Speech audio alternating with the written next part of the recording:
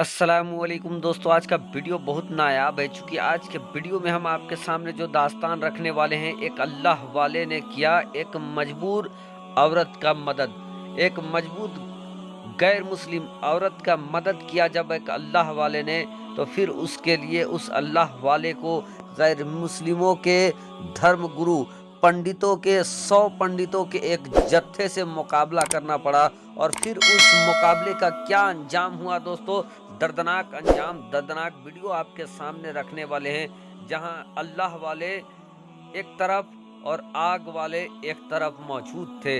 प्यारे दोस्तों, इस दुनिया में अजीबोगरीब वाकया देखने को सामने मिला है, लेकिन आज का वाकया एक अल्लाह वाले का मुकाबला हुआ जब बुत परस्तों से, तो उसका क्या अंजाम हुआ दोस्तों, चलिए वीडियो का आगाज करते हैं।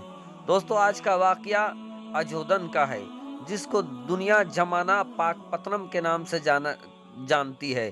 पाकपत्तनम वही जहां के राजा महाराजा हजरत बाबा फरीद गंजे शकर रहमतुल्लाह अलैह है। वहीं एक दूध बेचने वाली खातून जो कि गैर मुस्लिम थी। एक बार का वाकया है कि अजोदन में हुजूर बाबा फरीद रहमतुल्लाह अलैह एक जगह पर बैठे थे कि वहां से एक दूध बेचने वाली ग्वालिन औरत का गुजर हो रहा था। उस औरत को बाबा फरीद ने बहुत ही मोहब्बत से पुकारा और पुकारने के बाद उनका हाल चाल पूछा। जब बाबा फरीद ने उस औरत से हाल चाल दरियाफ्त किया, तो वो औरत, उसके आंखों में आंसू आ गए। बाबा फरीद ने पूछा, क्या हाल चाल है? वो औरत कहती है कि आज तक मुझे किसी ने इस मोहब्बत से पूछा नहीं था, और लोग मुझे नीच जात के समझकर मुझसे बात भी नहीं करते हैं। दोस्तों, ये औरत गैर मुस्लिम थी। इसके शौहर का इंतकाल हो गया था और ये अपने बच्चों को पालने के लिए इसके घर में जो गाय थे उनसे दूध निकालती थी और बेचकर अपने बच्चों को पालती थी। आज जब बाबा फरीद सरकार रहमतुल्लाह अलैह ने जब इस गैर मुस्लिम औरत को रोक टोका है, उससे हाल चाल पूछा है, तो उसकी आंख भर आती है। आंख भरने के बाद कहते हैं कि बाबा, आपने मुझे ये इज्जत दिया, इसके लिए मैं बहुत शुक्रगुजार हूँ। जब बाबा ने हालचाल पूछे तो वो औरत कहने लगती है कि बाबा, क्या बताऊं, मेरा तो शौहर नहीं है और मैं दूध बेचकर अपना गुजारा किया करती हूँ। लेकिन कुछ दिनों से कुछ जोगियों का एक जत्था है जिसमें लगभग 100 जोगी मौजूद है। वो लोग जबरन मुझसे दूध ले लेते हैं, और जब मैं पैसा मांगती हूँ तो वो पैसा नहीं देते हैं। जब मैंने दूध मना किया तो उन्होंने ऐसा जादू टोना कर दिया कि मेरे दूध में कीड़े पड़ गए, मेरे गाय मरने लगे। इस तरह के उन्होंने धमकी दिया है और मेरे दूध में कीड़े भी हो गए। मैं बड़ा परेशान हूँ। अब मैं सारा दूध निकालकर उन जोगियों को दे देता हूँ जो मुझे एक भी पैसा नहीं देते हैं, और अपना घर बार को चलाने के लिए मैं लोगों से कर्जे लेकर अपने बच्चों को जिंदा रखी हूँ। और जब मैंने उन्हें दूध देने से इनकार किया तो उन जोगियों ने कहा कि हम ऐसा कुछ कर देंगे कि तुम्हारे सारे जानवर हलाक हो जाएंगे और उसके बाद तुम्हारे बच्चे भी हलाक हो जाएंगे। और उसी डर से मैं उन्हीं को दूध देता हूँ, डेली रोजाना सारा दूध उन्हीं को दे देता हूँ जो मुफ्त में दूध लेते हैं और जरा सा भी पैसा नहीं देते हैं मुझे। और मेरे घर में भूखमरी छा गई है और इसी मुसीबत में मैं उलझा पड़ा हूँ। अभी वो औरत बाबा सरकार से बात कर रही थी कि उधर उस पंडित का लगभग 100 लोगों का जत्था था, उनके मुरीदों का एक दल आता है, और आने के बाद बाबा फरीद सरकार के सामने ही उस औरत को डांटने लगते हैं कि वहां महाराज दूध का इंतजार कर रहे हैं और तुम यहाँ पर बातें कर रहे हो। इतना सुनना था कि बाबा फरीद सरकार उन लोगों को कहते हैं कि तुम बैठ जाओ। अब जैसे ही बाबा सरकार ने कहा है उन पंडितों को कि तुम बैठ जाओ, अब उनका कैफियत बदल गया। वो सारा कुछ भूल जाते हैं और बाबा सरकार के आगे आकर हाथ जोड़कर बैठ जाते हैं।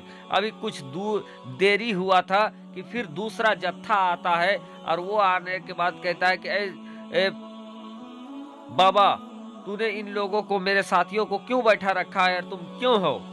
और वो गरजने लगते हैं। इस पर बाबा फरीद सरकार इशारा करके कहते हैं कि तुम भी बैठ जाओ, ये भी बैठे हुए हैं, तुम भी बैठ जाओ। और वो भी उन सारा कुछ भूल जाते हैं, जोगी जंतर सारे भूल जाते हैं और आकर बाबा सरकार के सामने बैठ जाते हैं। इसी तरीके से दोस्तों बारी बारी जितने भी उस पंडित के अनुयायी थे, सारे आके लगभग 100 के तादाद में बाबा फरीद की जगह पर बैठ जाते हैं, कोई वापस नहीं जाता है। अब वो पंडित बेकरार हो जाता है, वो जोगी, और बाबा फरीद के सामने अपने अनुयायियों को खोजता हुआ, अपने भक्तों को खोजता हुआ आता है। देखता है कि एक फकीर के सामने उसके सारे चेला बैठे हुए हैं। आकर वो कहता है कि तुम कौन हो और मेरे इन लोगों को क्यों बंधक बैठा के रखे हो? बाबा फरीद सरकार कहते हैं कि ये अब तुम्हारे नहीं हैं, ये अब हमारे हो गए हैं, और इस पे इन लोगों में अब तुम्हारा कोई जादू जंतर जो नहीं चलेगा, अब ये हमारे हो गए हैं, मेरे बंदिश में हैं। वो कहता है जादूगर कि तुम फौरन इन्हें छोड़ दो। इस पर बाबा फरीद की निगाह उस पंडित पे पड़ती है। पंडित तिलमिलाने लगता है और वो अपने माबूद को आवाज देने लगता है कि ऐ मेरे माबूदो, ऐ मेरे मैं जिनकी परस्तिश करता हूँ, आप आओ और मेरी ताकत बढ़ाओ ताकि मैं इस बाबा का शिकस्त दे सकूं। पूरा चिल्लम चिल्ली करता है लेकिन कोई भी उसको बचाने वाला नहीं आता है।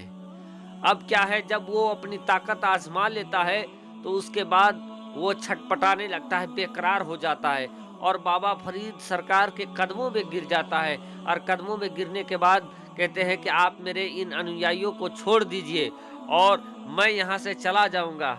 बाबा फरीद सरकार को उसके ऊपर रहम आ जाता है। वो कहते हैं कि तुम फौरन अजोदन के सीमा से बाहर चले जाओ और इन लोगों को भी ले चले जाओ और किसी भी बंदे खुदा पर तुम लोग जुल्म नहीं करना। वो कहता है बिल्कुल ऐसे ही करेंगे महाराज। वो जाने लगते हैं तो बाबा फरीद सरकार कहते हैं कि अब तुम जा रहे हो तो तुम कलमा पढ़कर ही जाओ।